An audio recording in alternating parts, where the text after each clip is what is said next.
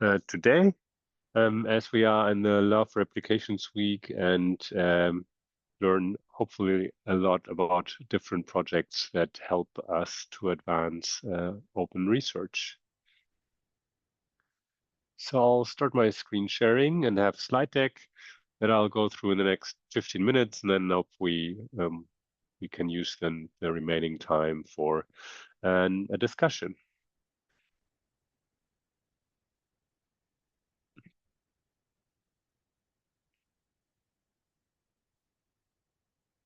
All right, let's get started. How can you get your reproducibility certificate with CODECHECK? And let's try to untangle all the terms that I implied that you understand what they mean, like certificate or CODECHECK at the beginning. I normally like to do a very brief recap on the case that I do not like in science. So what is closed and what does closed and irreproducible research mean, and why do we want to avoid it? Some of the problems are, first, it cannot be fully understood or verified. It obstructs effective reuse and extension, therefore it's not sustainable. It prevents usage in education and citizen science, for example, and thereby through all of these, closed and irreproducible research slows innovation.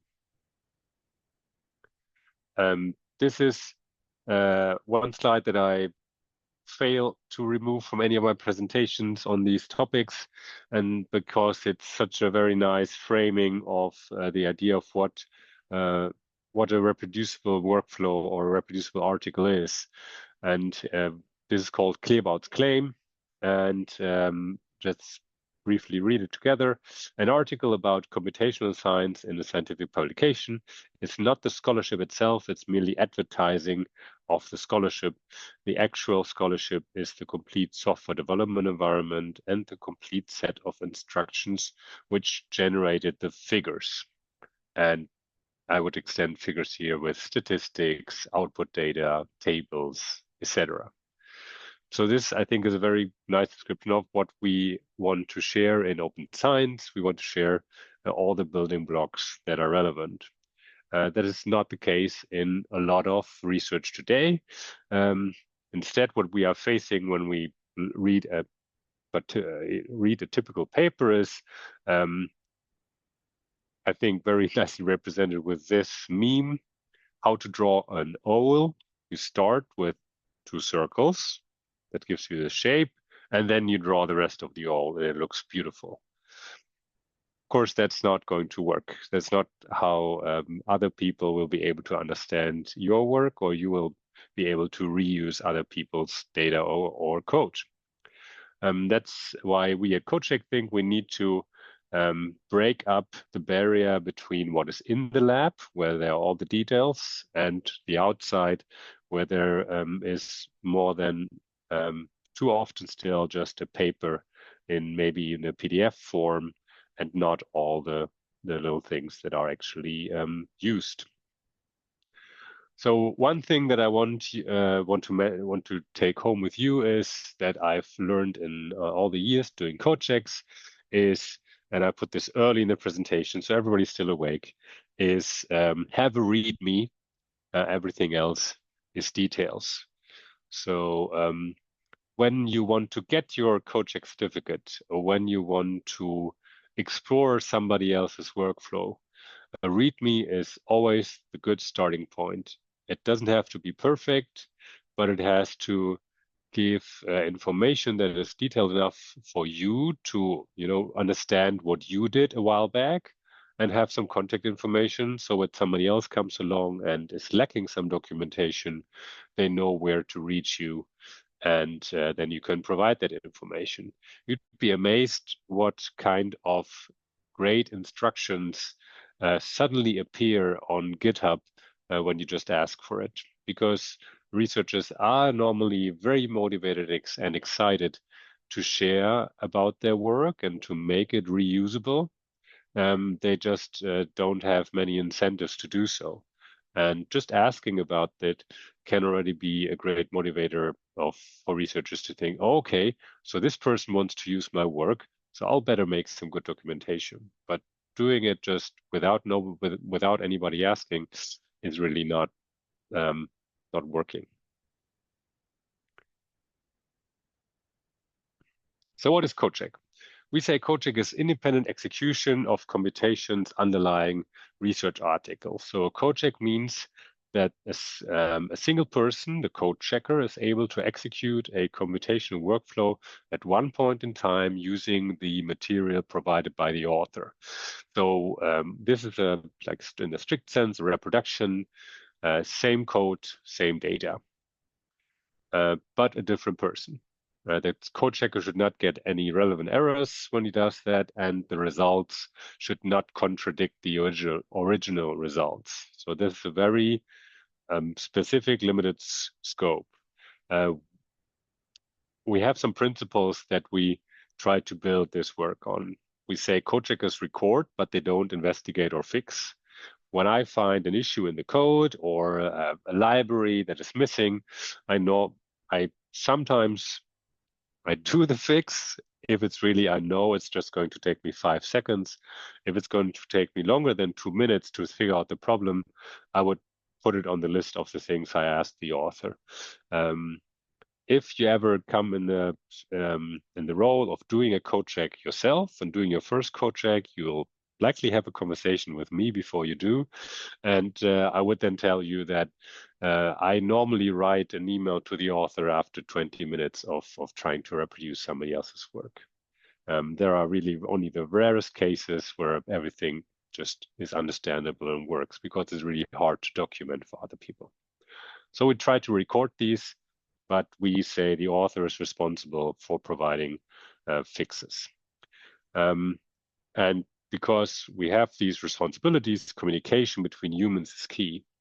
That makes it harder a bit to have code check in, for example, a fully anonymized workflow setting, like old school journal publications. But that is, of course, not impossible. But we say the communication between code checker and author is so beneficial for the workflow as well, because the questions I ask lead to improvements of the documentation, maybe even improvements in the code. Not often they're not changed results, right? But the whole presentation of all the materials is greatly improved, and that only works because there's some back and forth, and that's why we say communication between humans is key. We don't believe that a one-click execute in some browser with some great infrastructure is a solution that works on the large scale or in the long term. We want credit to be given to code checkers in the role as reviewers, as they are. We say the workflows must be auditable. That's seems a bit redundant to item number 1 only, but its idea is that we also mention here that we say the workflows have to have a certain degree of understandability. And we say we are open by default and transitional by disposition. That's a complex sentence of saying we want to be as open as possible.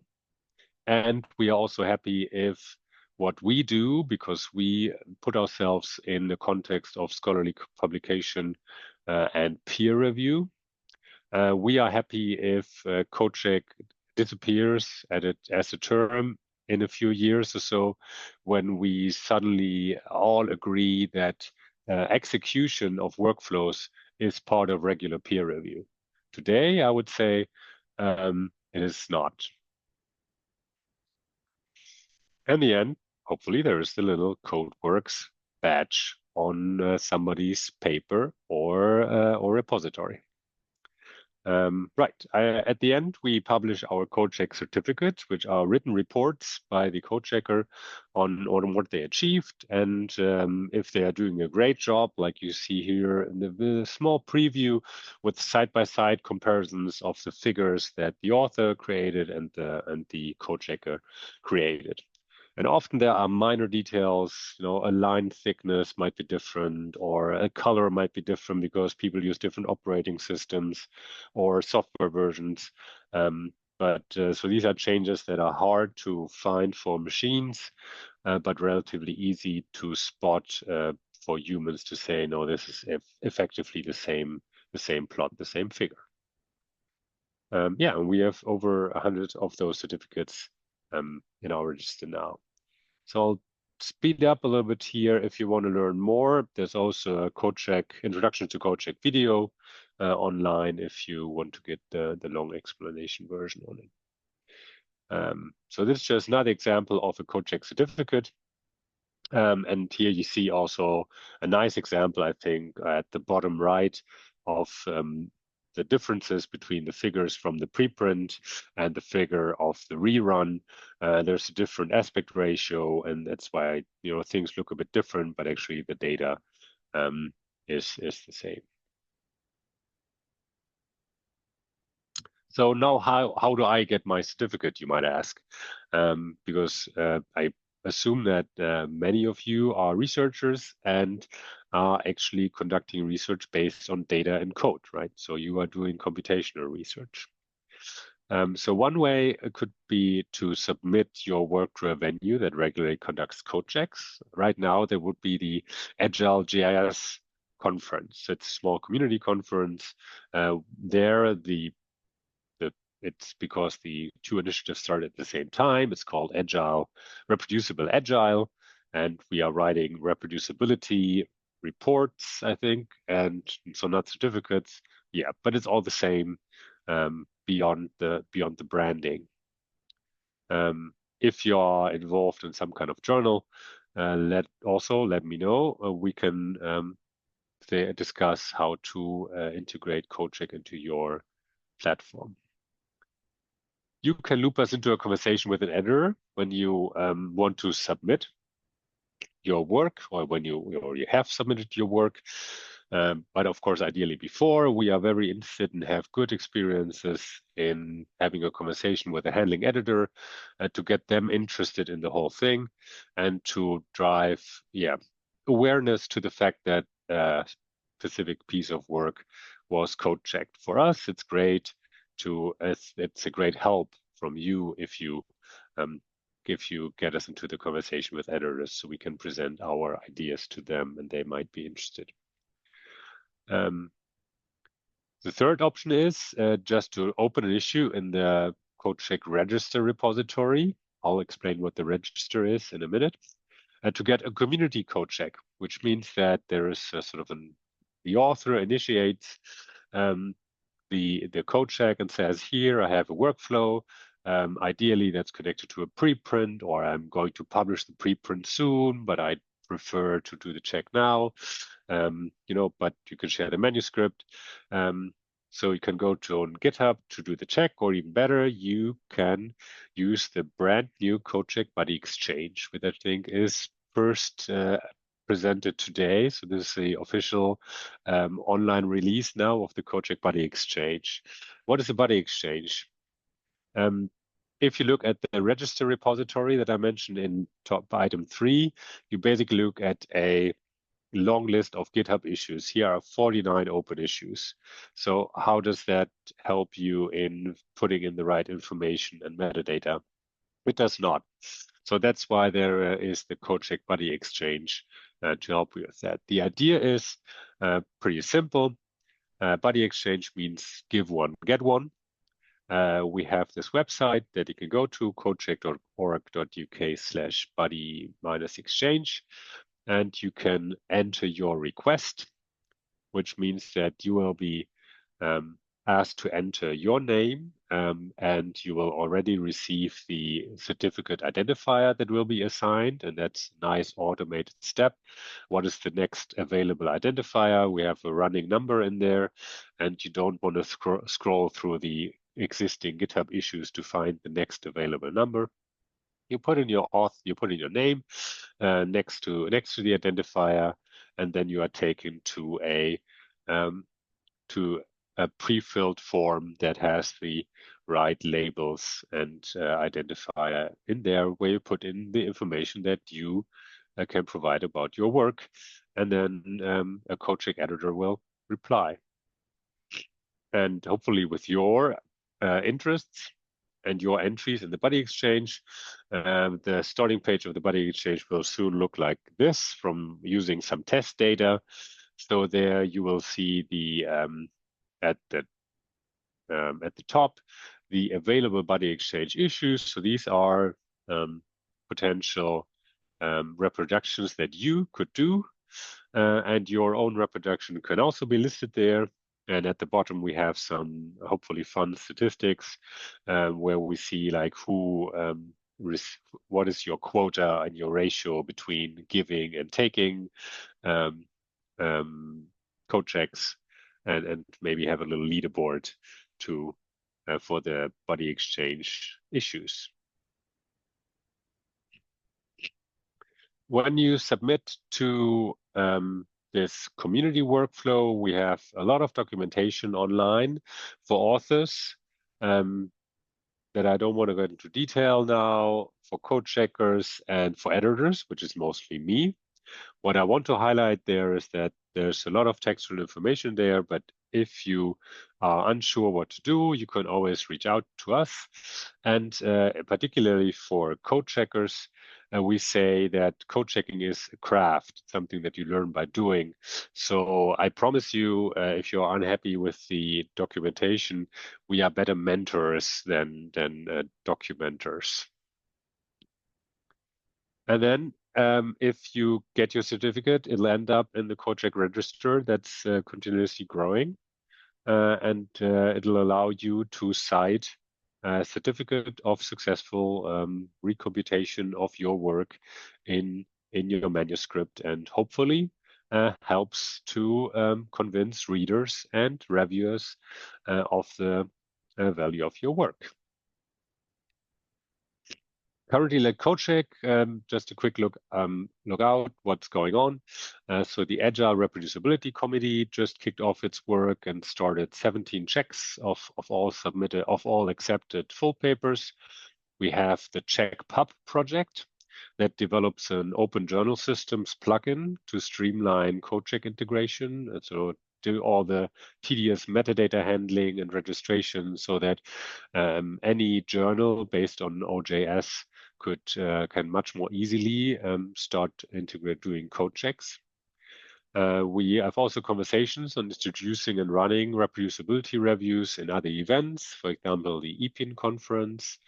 And yeah, we are continuously trying to develop our infrastructure and tools to make our work more effective. For example, we have a brand new Jupyter Notebook-based template for certificates that generates a beautiful PDF that can be deposited online in one of our supported repositories like Zenodo or OSF or Research Equals. So, thank you. What are your questions?